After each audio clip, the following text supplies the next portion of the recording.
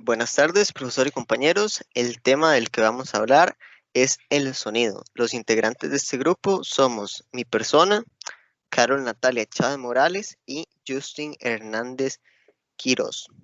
Ok, primero vamos a empezar con una breve introducción. Este trabajo explica sobre el tema del sonido y cuál es el proceso que éste sigue para que pueda ser percibido e interpretado por el cerebro humano. También se explican las partes del oído y las funciones respectivas de cada una.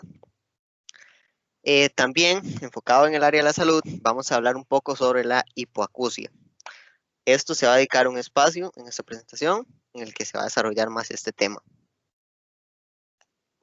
Los objetivos generales son describir cómo percibimos un sonido generado por una cierta fuente a partir de cambios en la frecuencia o en la intensidad y cómo estas variables lo modifican. También tenemos como objetivo describir la hipoacusia y cómo esto afecta la capacidad de escucha de las personas.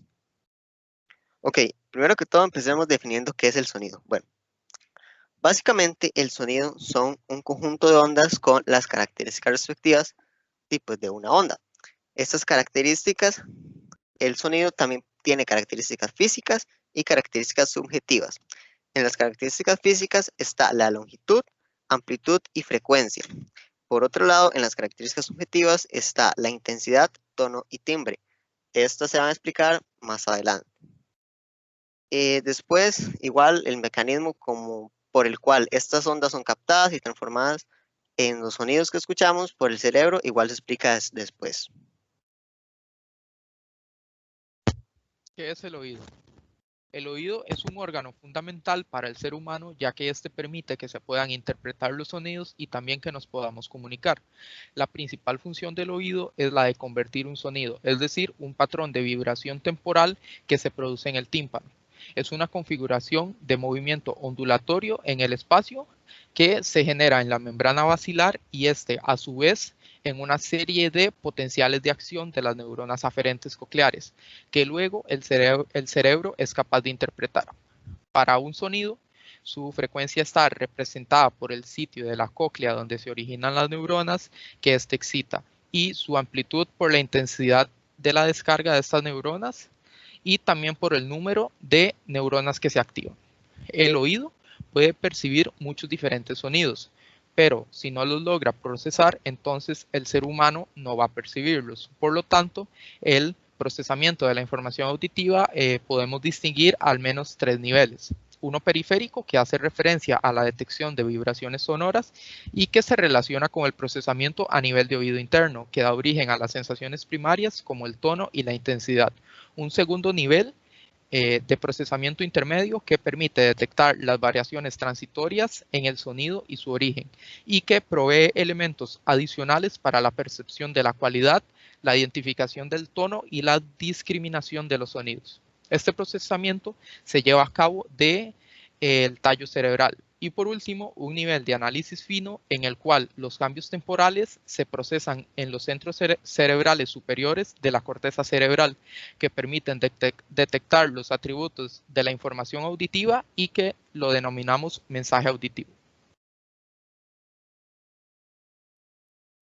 El oído presenta varias características que se pueden clasificar como características físicas y subjetivas. Las características físicas son la longitud de onda, la amplitud y la frecuencia. La longitud de onda es la distancia recorrida por una onda durante un periodo y depende de la velocidad de propagación y la frecuencia, y su unidad de medida es el metro. La amplitud es el máximo desplazamiento de la onda en relación con su cuerpo de reposo. Es igual a la elongación máxima, siendo la elongación la distancia entre la posición del cuerpo y su posición de equilibrio. Y su unidad de medida también es el metro. Y por último, la frecuencia, que es el número de vibraciones por unidad de tiempo, es decir, el número de ciclos completos que suceden en la unidad de tiempo y se mide en hertz. También están las características subjetivas, las cuales son la intensidad, el tono y el timbre. La intensidad del sonido se define como la potencia acústica transferida por una onda sonora por unidad de área normal a la dirección de propagación y depende de la energía de la onda sonora y disminuye con la distancia del foco. El oído humano es capaz de percibir un gran intervalo de intensidades de sonido. La diferencia entre un sonido apenas audible y un sonido que produce dolor puede ser de hasta 10 a la 14 veces en su amplitud. Debido a esta gran extensión en el intervalo de audibilidad, para expresar intensidades sonoras se emplea una escala cuyas divisiones son potencias de 10 y cuya unidad de medida es el decibelio.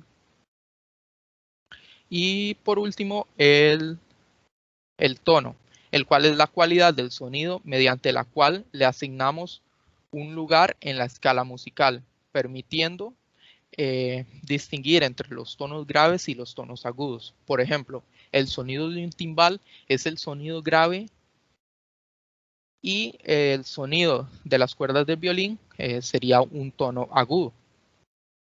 El tono que percibimos está relacionado con la frecuencia del sonido y se mide en hertz. Y también está la característica del timbre, que permite identificar el generador de un sonido, por ejemplo, un violín y un piano, que estos pueden tocar la misma nota, pero logramos distinguir claramente la diferencia entre ellos, que esto se debe a la frecuencia fundamental de un sonido que va acompañada de otras frecuencias que son múltiplos del mismo, que se denominan armónicos y que están compuestos por un conjunto de ondas con diferentes frecuencias que son características de cada fuente sonora.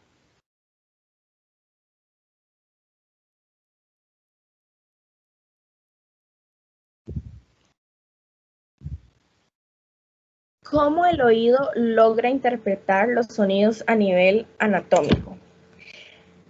El sonido entra a través del conducto auditivo hasta llegar a la membrana timpánica. Esta, al recibir las ondas del sonido, empieza a vibrar y pone en movimiento la cadena osicular del oído medio, la cual está constituida por el martillo, el yunque y el estribo, como podemos observar en la parte inferior de la imagen.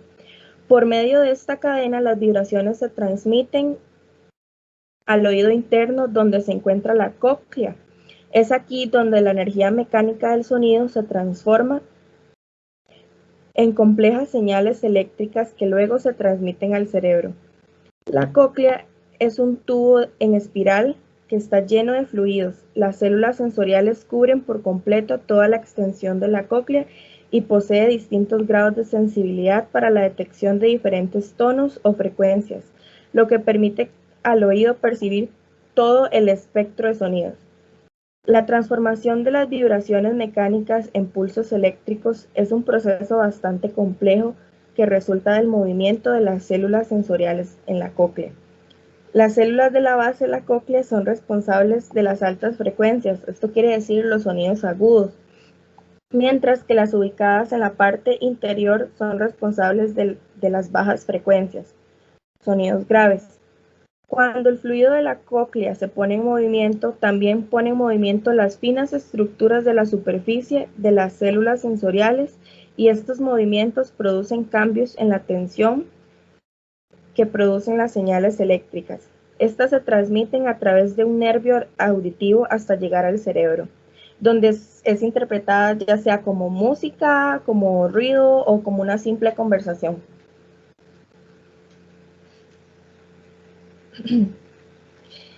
¿Qué es la hipoacusia? La hipoacusia es un trastorno sensorial que consiste en la incapacidad de escuchar sonidos y que también nos dificulta el desarrollo del habla, el lenguaje y la comunicación. Según su localización se divide en dos tipos, ya sea sorderas de conducción o sorderas neurosensitivas. Las hipoacusias de conducción se deben a alteraciones de la estructura normal del oído medio que reducen la transmisión del sonido, disminuyendo su intensidad. Estas pueden presentarse por atresia del canal auditivo en el desarrollo prenatal, alteraciones en el nacimiento, un colapso del canal, traumas como una perforación en la membrana timpánica o también por procesos degenerativos como la osteoesclerosis. Una prueba muy frecuente para saber si el paciente padece de hipoacusia es la conducción de la prueba de Riné, que más adelante hablaremos de eso. La hipoacusia neurosensorial es el resultado de una alteración en el oído interno. Esta se produce cuando las células sensoriales de la cóclea están ausentes o dañadas. Cuando están ausentes, el resultado es la pérdida auditiva. Pero cuando están dañadas, las células sensoriales de la hipoacusia se clasifican de leve a moderada. En este caso, se puede corregir con un implante de oído medio que haga vibrar las estructuras móviles del oído interno o un oído convencional. También hay algunas personas que tienen una pérdida auditiva solo en las altas frecuencias, también conocidas como hipoacusia parcial.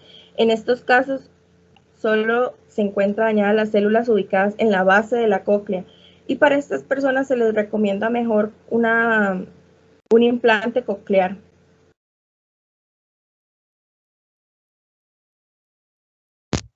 Como se mencionó anteriormente, una prueba muy frecuente para saber si un paciente padece de hipoacusia de conducción es la prueba de Riné, la cual consiste en pedirle al paciente que compare la intensidad de sonido de un diapasón que se mantiene en el aire cerca del oído afectado con la intensidad que se percibe cuando el diapasón se coloca sobre la cabeza, o también se suele colocar detrás de la oreja. Si el sonido se percibe mejor en el segundo caso, significa que la vía de conducción del paciente podría estar intacta.